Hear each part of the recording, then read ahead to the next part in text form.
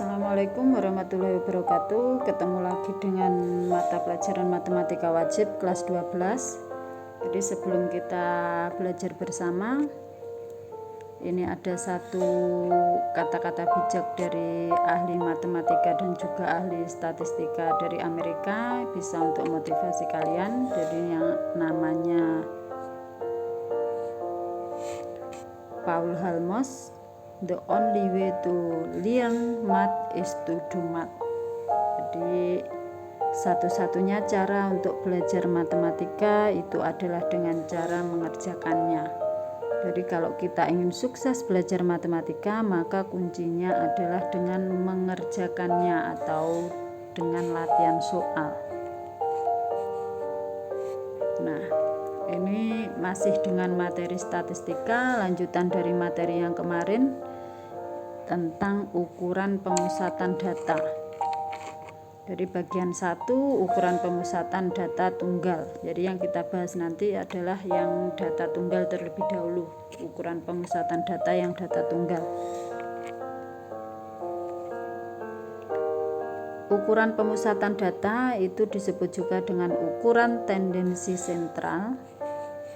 Itu adalah ukuran yang mewakili kumpulan dari suatu data.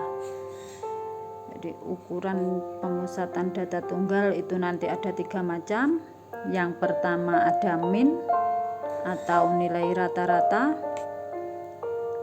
Yang kedua nanti ada median atau nilai tengah, dan yang ketiga ada modus atau nilai yang sering muncul.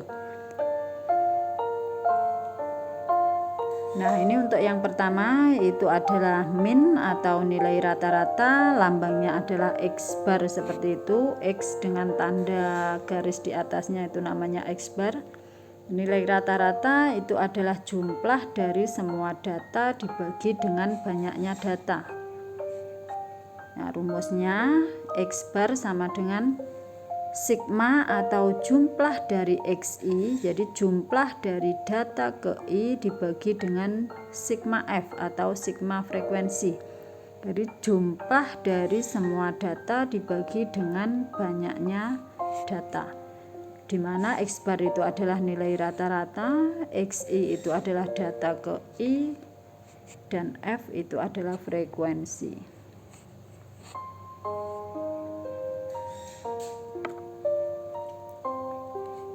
Nah, selanjutnya kita ke contoh.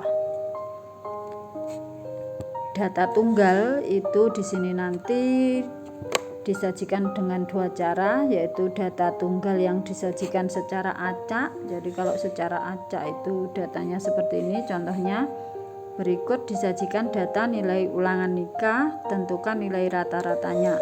Jadi nilai ujian nikah itu nilainya 6, 7, 8, 7, 8, 7, 9, 8. Nah, ini nilai rata-ratanya berarti bisa dicari. Nah, ini X barnya sama dengan datanya semuanya dijumlah, jadi 6 tambah 7 tambah 8 tambah 7 tambah 8 tambah 7 tambah 9 tambah 8 dibagi dengan banyaknya data. Jadi banyaknya nilai ujian nikah di sini adalah 8. Berarti 60 dibagi 8 itu ketemu 7,5. Berarti nilai rata-rata ulangan ujian nikah itu adalah 7,5.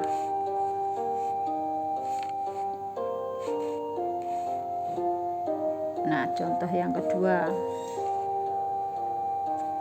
Jika data tunggal disajikan dalam sebuah tabel. Nah, ini tabelnya. Jadi nilai 7 itu frekuensinya ada 5, nilai 8 frekuensinya ada 9, nilai 9 frekuensinya ada 4, nilai 10 frekuensinya ada 2. Nah, penyelesaiannya, jadi kalau data tunggal disajikan dalam tabel, itu berarti kita membuat satu baris lagi di sini. Barisnya bisa baris bisa kolom, jadi ini saya buat per baris. Jadi barisnya XI kali FI, jadi data ke I kali frekuensi ke I. Jadi ini 7 dikali 5 sama dengan ini, 7 dikali 5 sama dengan 35, 8 kali 9 sama dengan 72, 9 kali 4 sama dengan 36, 10 kali 2 sama dengan 20. Selanjutnya kita tentukan jumlahnya atau sigmanya. Jadi jumlah dari frekuensinya 5 tambah 9 tambah 4 tambah 2 itu nilainya 20, dan jumlah dari XI kali FI tadi 35 ditambah 72 ditambah 36 ditambah 20, ketemu jumlahnya adalah 136.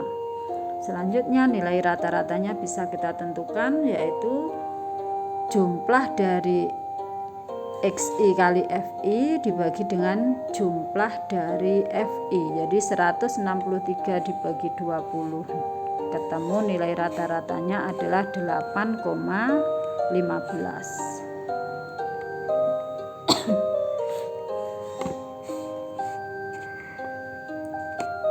Selanjutnya ukuran pemusatan yang kedua itu adalah median atau M, disingkat dengan M. Median itu adalah nilai tengah dari suatu data setelah diurutkan. Jadi diurutkan, di situ saya kasih tanda merah. Jadi untuk menentukan median, untuk menentukan nilai tengah itu datanya harus diurutkan terlebih dahulu.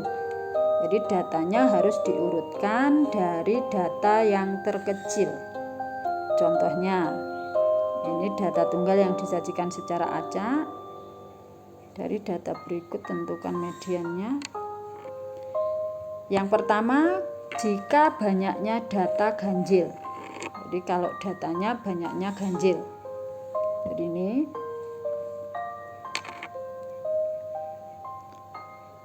datanya kita urutkan dulu mulai dari yang paling kecil, jadi 3 dan seterusnya sampai 9 itu. Nah, karena di sini banyaknya data itu ada 13, maka dari 13 itu ganjil, tengah-tengahnya itu adalah data ke 7. Jadi data ke-1, ini data kedua, data ketiga, data keempat, data kelima, data ke-6, dan data ke-7 yang saya lingkari merah itu. Berarti nilai mediannya itu adalah 7. Itu kalau banyaknya data ganjil. Sekarang jika banyaknya data genap.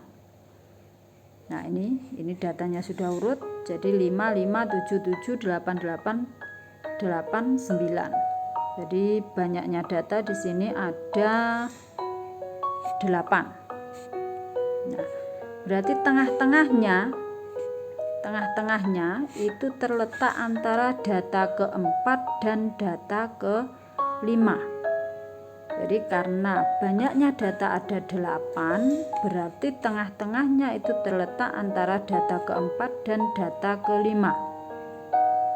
Berarti mediannya itu adalah, ini yang saya kasih tanda merah, 7 ditambah 8, data ke-4 ditambah data ke-5 dibagi 2. Berarti mediannya adalah 7,5. Nah, sekarang contoh untuk data tunggal yang disajikan dalam tabel. Nah, ini tabelnya. Nilai 7 banyaknya ada 4, nilai 8 frekuensinya ada 6, nilai 9 ada 8, dan nilai 10 ada 2. Nah, penyelesaiannya, langkah yang pertama untuk menentukan median data tunggal yang disajikan dalam tabel itu harus kita cari dulu, kita tentukan terlebih dahulu frekuensi kumulatif. Jadi kita tentukan terlebih dahulu frekuensi kumulatifnya. Nah, ini saya tambah satu baris lagi untuk menentukan frekuensi kumulatifnya. Frekuensi kumulatif yang pertama, di sini frekuensinya 4, berarti ini kita tulis 4 yang pertama. Selanjutnya 4 ditambah 6 sama dengan 10, 10 ditambah 8 sama dengan 18, dan 18 ditambah 2 sama dengan 20. Nah, ini frekuensi kumulatif. Maksudnya frekuensi kumulatif itu apa tuh? Jadi frekuensi kumulatif itu menunjukkan letak datanya. Jadi kalau data dalam tabel itu kita tuliskan secara acak, jadi kalau data dalam tabel itu kita tuliskan secara acak seperti ini, berarti datanya menjadi seperti ini. Jadi 7 itu banyaknya ada 4, nilai 7 banyaknya ada 4. Berarti 7 itu mulai data ke 1 sampai data ke 4. Nah, selanjutnya nilai 8 itu adalah lanjutannya. Berarti data ke 5 sampai data ke 10. Selanjutnya nilai 9 itu berarti data ke 11 sampai ke 18, karena nilai 9 itu banyaknya ada 8. Nah, selanjutnya nilai 10 itu adalah data ke 19 dan data ke 20.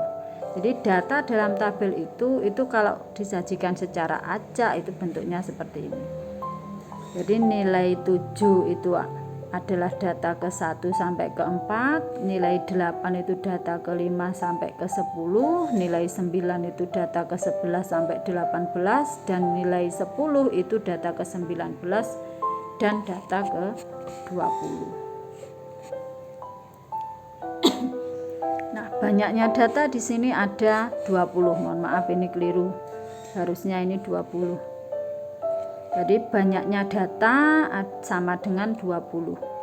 Letak mediannya, jadi letak median itu adalah data ke setengah dari N ditambah 1. N itu adalah banyaknya data, banyaknya frekuensi. Jadi diketahui di sini banyaknya frekuensi itu 20, frekuensi kumulatif yang paling akhir itu.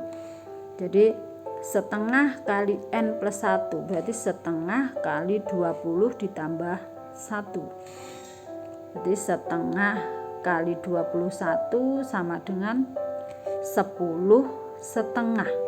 Jadi mediannya itu terletak pada data ke 10 setengah.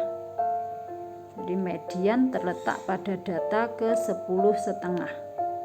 Data ke 10 setengah itu nilainya berapa? Jadi nilai mediannya bukan 10 setengah ini, tetapi data ke 10 setengah. Berarti mediannya data ke 10 setengah itu terletak antara data ke 10 dan data ke 11. Jadi data ke 10 lebih setengah itu terletak antara data ke 10 dan data ke 11. Nah, ini mediannya adalah data ke 10 ditambah setengah dari data ke 11 dikurangi data ke 10. Nah,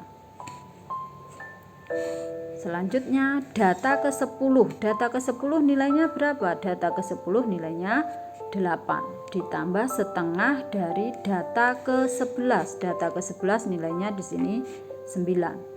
Dikurangi data ke 10, data ke 10 8. Berarti 8 ditambah setengah kali 9 dikurangi 1. 8 ditambah setengah kali 1 berarti 8 setengah. Oke, kita lanjut. Nah, itu tadi untuk menentukan median data yang disajikan secara acak dan disajikan dalam tabel. Sekarang ukuran pemusatan data yang terakhir itu adalah modus. Apa itu modus? Modus itu adalah nilai yang paling sering muncul atau nilai dengan frekuensi yang paling banyak. Contohnya, nah ini data tunggal yang disajikan secara acak. Kalau datanya disajikan secara acak, itu contoh yang pertama. Ini untuk menentukan modus itu nilainya tidak perlu diurutkan terlebih dahulu seperti mencari median. Jadi disusun acak seperti ini. Kemudian kita cari nilai yang paling sering muncul. Jadi di sini ada istilah paling, berarti yang paling sering muncul. Berarti modusnya di sini adalah 8. Kenapa kok 8? Karena 8 di sini muncul 3 kali. Maaf, ini harusnya modusnya yang A itu harusnya modusnya adalah 8 dan 7. Karena di sini 8 muncul 3 kali, 7 juga muncul 3 kali, 5 juga muncul 3 kali. Berarti modusnya 8, 5, dan 7. Pokoknya nilai modus itu adalah nilai yang paling sering muncul. Kalau di sini nilai yang muncul 3 kali itu banyaknya ada 3, berarti modusnya ya ada 3. Kalau nilai yang paling sering muncul itu ada 2, berarti modusnya juga ada 2. Kalau nilai yang paling sering muncul itu ada 1, berarti modusnya juga ada 1. Nah, ini contoh yang kedua. Contoh yang kedua itu modusnya adalah 7 dan 8. Karena nilai 7 dan nilai 8 itu sama-sama muncul 2 kali. Nah, yang ketiga. Yang ketiga itu modusnya tidak punya modus. Kenapa kok tidak punya modus? Karena semua nilai itu munculnya sama-sama muncul 2 kali. Kalau munculnya sama itu berarti dia tidak punya modus. Data tersebut tidak punya modus. Nah, oke, lanjut. Sekarang data tunggal yang disajikan dalam tabel. Ini contohnya.